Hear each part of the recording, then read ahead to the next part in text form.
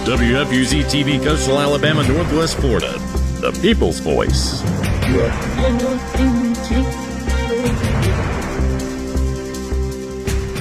Good afternoon. Welcome to WFUZ-TV. I'm Blair Castro, and this is Thomas Jenkins. We're here with Jaytilya Watkins. She's an Alabama-based creative who is an artist, an author. She is a woman of many hats. She's working on a reality show right now. She makes documentaries. She does everything. She's an incredibly creative person who I've had the pleasure to work with over the past year or so. And we brought her here today all the way from Frisco City in Monroe County to talk about some of the projects she's working on. Jatilia, thank you so much for coming here today. Thank you. It's a pleasure to work with both of you. And I'm going to start off by asking about your upcoming book signing. So one of your books, you can talk a little bit about your history as an author and your most recent book that was made into a film, which I know everyone's really excited about. And all of these books and films and work that she has is up on her website, which I will link to, and you're welcome to go check out. But that book in particular, there's a book signing coming up at Page and Palette. And if you want to talk a little bit about that and the film it was made into, that'd be awesome. The book was published in 2014, but I had published two books in 2014. One of them was named The Misunderstood African American Female. I published that one in June, and then I turned around and got all excited and happy and published, wrote this one, Devotion, and published that one in December. So I really didn't have time to advertise and promote it because I was new to it. I was new to how things work. And self-publishing, you got to pay for everything. So I had already paid for the books and books and everything to get published. So I was just slowly working. And then plus I didn't have the job at the time to do what I wanted to do. So that's why I'm coming back now and trying to play catch up, because back then I was new and I was still catching on to stuff. And it took me a while. I had to get another job and stuff, and then I turned it into a movie. And so I feel when I was trying to promote the movie, that didn't work out. So I'm like, well, you know what? Maybe I need to go back and promote the book and have book fans on the book. And once people read the book, they'll want to watch the movie. What was the process like when you were first approached to, or how did you think of, hey, I have this book, Devotion, and now it might adapt into a screenplay or a film? Did someone approach you, or did you kind of approach like a screenplay person? And how did that come to reality? There's this woman named Stephanie Green. Okay, I looked her up on Facebook, and I saw her work and how she was doing movies and stuff like that. And then I was like, I always knew our books turned into movies when I write. So I know that was the plan to turn it into a movie, because a lot of people don't like to read. Right? A lot of people like to watch stuff. So my plan all along was trying to turn it into a movie. I just needed somebody that was into it to help me, and not somebody that's trying to overcharge me because I didn't have the money like that. And so I checked out Stephanie and her work, and I got a contact with her, and I told her, I'm going to work with you one day. One day, I'm going to work with you. But I had plans on turning my third book, the one I published in 2018, Things in the War Zone. I had plans on turning that one into a book first, but I already had the screenplay for Devotion because I had found somebody that works in screenplays, and I found her on the site. And she was okay with me paying her, some money here, money there to turn Devotion into a screenplay. So by the time I met Stephanie, I was like, I might as well go ahead and turn this into a movie first, and I already got screenplay to it. I have plans on turning the one that I published in 2018, Queens of the War Zone, into a movie too. It just that I had screenplay to Devotion first. When that began the process of actually filming, first of all, where can people view that now, and how long did it take to film? How closely did you work with them on the casting and make sure it was all like to your vision that you had in the book? Oh, we worked closely together. Every decision she made, she let me in on it. Like from the characters and stuff, she sent me pictures for the actors who were going to be acting in the movie, and I gave the okay. And Yeah, we worked together on everything on it. The filming, I wasn't able to be there when they first started. But I was able to be there like in the middle or the end part. Because I know I wanted to do the film behind the scenes. And she didn't have anybody to film the behind the scenes. So I'm like, you know what? I'm gonna do it. So me and my husband, we went down there and we filmed the behind the scenes. We met the people who was playing the movies, and at the end of the movie, I took all of them out and was thanking them. Of course, I paid them, for acting in the movie. But yeah, I was thanking them. I took them all out. Most of them once we get there. How long did that take to film? How long it took? Well, see, I had to work, so I had to put in vacation for 1 week. And then plus that's how the only job she do. She's a school teacher. So we had to like do it 1 week, then come back the next month and film the next one. So it was a several week long process, and then after that, that's just the filming. You have the promotion, there's a lot of pieces moving there to get something. Yes, it is. It was a whole lot of work. My hat goes out to movie producers and directors and stuff, because they have a hard job. For real. And What locations were you filming in? South Carolina. What part? Charleston. Okay. And did you go around to different parts of the city filming different scenes? Yes. She went around different parts and, yep. Okay. Can you talk a little bit about the plot of your devotion book, which they turned into the movie? Well, I'm trying to bring awareness in the book. As a woman, if you're a young woman and you're going off to college, you got to be very careful of who you trust and who you befriend. That was the whole thing of the movie, because some women you can't trust and some men you can't trust. The whole plot twist was about like Harold meeting and befriending the wrong guy that was in her class. And what she didn't know is he had a dark past. She didn't know that because he was good at hiding it. So she befriended him, not knowing that he had some disorders going on. What do you want to call them? Mental disorders or whatever. But he had some disorders and had a lot of stuff going on in his life that she didn't know about. And he was plotting behind her back, because he had a thing for her and she didn't know about it. So, with that being said, the promotion for that book, tell people where they can come get a copy and learn more about it coming up, your event. Oh, my books are all done, all the major online outlets. Then plus I'll be having some I can sell to you too. And then I'm gonna have some at the event with me. You can get them there too. And this is at, what day and time is this at Page of Palette? It's gonna be on August the 9th, 2020. Yep. At what time? Like? It's gonna be from 1 to 3. Okay, and we can share a graphic or flyer of that for you. It is in Fairhope, so it's here in Baldwin County. But these books are available nationwide everywhere, and they're also on her website, which I'll drop the link to, JatiliaMWatkins.com. Yes. So outside of this devotion book movie experience, you're also working on a reality show right now. Yes, it's called Love, Art, and Writing. It's going to be about people like me who are trying, but still failing, but steady trying. It's going to be like about regular people like me who are out here creating and still, not getting the way they want to be, but they still trying, because it's about the love of what you're doing. And I love what I'm doing. I'm actually just starting to get out of my comfort zone, because this is not knowing what I do.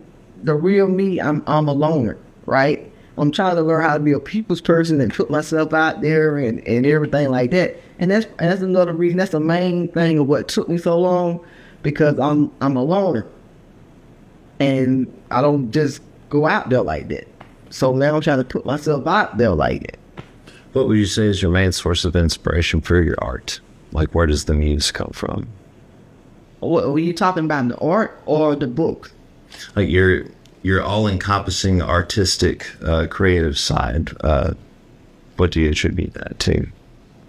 When it comes to my books, I've always wanted to be. I want to be a woman author. I want to, I want women to take my books and learn from the mistakes of my characters and do that and be better. Now, when it comes to my art, I illustrate and I paint. I've always been an artist since I was 4 years old. I used to draw. I remember when I first started off at 4 years old, I used to draw circles and lines. I've always been an artistic person, but sometimes I would run from it because I was trying to chase another dream other than sticking with the dream. Sticking with the talent that God gave me. Mm-hmm. So when it comes down to the art, the physical, and illustrating and painting, it's just life. And I guess you say life. So your paintings that you make, and they are also on the website, and illustrations, do you have those for sale or at a gallery or anything like that? Some of them are for sale at Black Belt Treasures. Some of them. And that's in Camden, Alabama. Okay. I know sometimes you go to like farmers markets, or you were just at one event, I think, where you had like a booth and stuff. I didn't know if you had all that. That was my first time trying that. I'll try it again, but yeah, that's my first time trying it. Whenever I do something and where I live at, it don't work out right. I'm better off going out than meeting people outside of the town I live in. It's funny how that is accurate with everybody. So you have your illustrations and painting, your physical art, and then you have your writing, which is an art of itself, and then you have your filmmaking. When we first met, you were working on the COVID-19 documentary that you made from Monroeville. I don't know if you want to talk about that, but that is available online to purchase and watch as well. And it's a whole full-length documentary where she did a lot of research into the history of Monroe County and how the pandemic affected it and how it basically made it a ghost town at certain parts. Yeah, at certain part when it first started out, it was a ghost town. Do you want to talk it was about on that? Vimeo. It's on Vimeo. The part 1 is on Vimeo. Part 2 was on my website, but I'm no longer on that website anymore, so I'm gonna have to upload that and put that somewhere else. But yes, I have it's called Monroe County. Just like I said, the first one is on Vimeo, but the second one, I'm still looking for a place to put it. It's part 2, It's kind of like the aftermath, because we were having a lot of things happen before the pandemic. Like, for instance, it was stuff closing down and stuff like that. So yeah, we've been having a lot of stuff going on. We don't even have Winn-Dixie no more. Or 24-hour Walmart. That's the one that bothers me the most. We got a Walmart, but it ain't 24 hours. Right, yeah, I need that 24 hours back. I don't think never really been a 24 hours. They always closed down, like the one, but out of town and stuff, I would go and they would have a 24 hours, but it wasn't no like in our town anyway. Mm-hmm. And what got you interested in diving into the town history like that and learning about that particular county? I just wanted to, I don't know, just explore and let people know the history of the town I live in. That's it. And before and out the COVID, because this had never happened before. We never had stuff closed down and people being in the house like that. People usually out where we live at. But then when C-19 came, it changed a lot of stuff. And you no longer go out. It's recovering now because you see people out. But at that time, it was like a ghost town. Wasn't nobody out.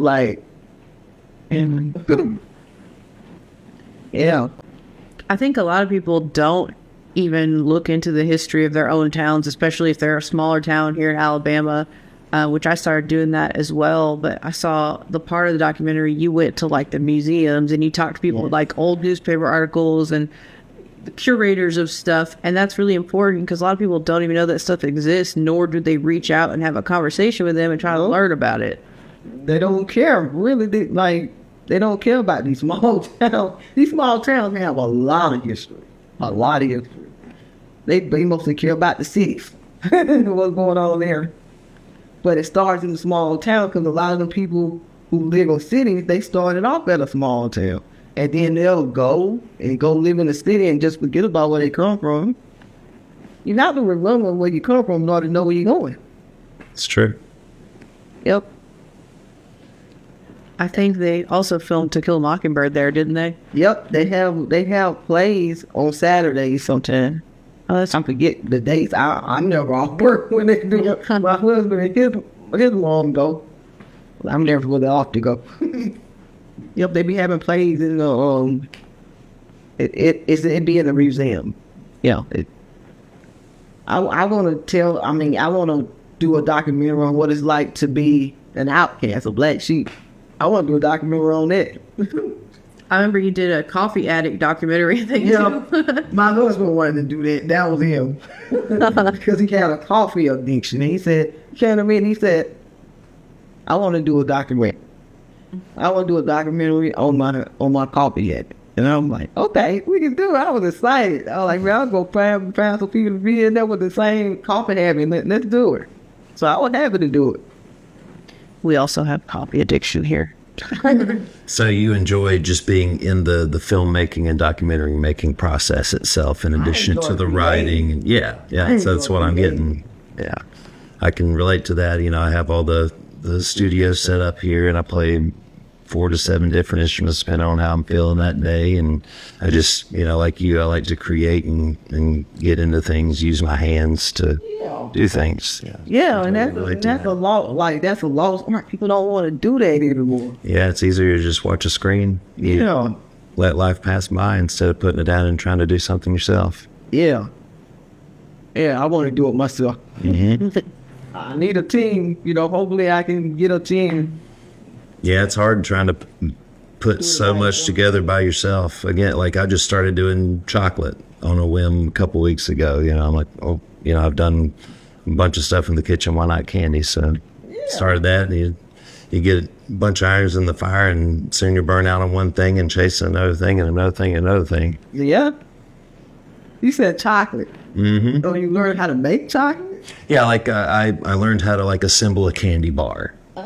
Yeah, so, tempering the chocolate and so it'll melt to the right temperature and solidify, and you can put stuff inside it, make a Snickers bar. All day. Right. Yeah, that sounds good. Yeah, it's... Get me to make a cookbook. Yeah. What's your favorite thing that you like to create, at least right now? Is it the films or the paintings? What is your thing right now you think is the most inspirational for this moment? Right now, I'm excited about the reality show. I'm interested in trying to find people to be in it, because I don't want it to be just about me. I'm just using me right now because I don't have nobody else. I'm using me to show, because I'm going to film the book signing. I want to have book signing film, because the show, even if somebody show up or nobody show up, I want to film it, I want to give people who are like me, who's scared to get out there, I want to get them courage to get out there. You can get out there at any age. I want to get out there. I want to encourage people to do that. Yep. And hopefully I can get people to be a part of it, want to be in it. Because it ain't just about my story, it's about their story too. Do you think it's going to be like one episode per different person, kind of switch it up? Start with a couple episodes about you, and then as you get more people, you probably have, this is what I'm thinking for your explanation. Yeah. That was the structure of it. It'd be like a love and hip hop, but better than a love and hip hop. I don't have this wrong, not no fighting or nothing like that. But they're going to be hard because people love that type of drum. They do. So it's probably going to be boring. I don't know why, because a lot of people so used to love and hip hop and basketball wives and all that, and they used to seeing people come at it. So now I'm probably going to be a little bored. But it's going to show some drama in that. Because when you trying to do stuff, it's always stuff to get in the way and you get frustrated and all that. So that might be a drama within itself. But why do I have to knock the crap out of somebody in order for it to be interesting, you know? Well, maybe you could set a precedent for a reality show that shows healthy conflict resolution. Yeah, that'd be good. I mean, that's not a too far off the wall idea this day and age. I think we could all stand to get along a little better. Yeah. Yeah, the drama comes from the external forces trying to ruin your dream, Yeah. not necessarily someone pulling your hair. I want to feel that, you know, the complication. That's it. I think that needs to be shown more. Yeah. That needs to be shown more than us cat fighting. Yeah. What's that gonna fall? Exactly. Jatilia, thank you so much for being here today. If you want to check out her art, her work, her films, her books, her illustrations, it's all on JatiliaMWatkins.com. You can email her at jmjmusic85@gmail.com. And I will also link you to all of that in the comments. Thank you so much for being here today. Thank you. Coming all the way to Gulf Shore to talk to us. I'm excited about it. Thank you. And good luck at your signing. We'll definitely be watching. I hope you show up. Thanks. You're welcome.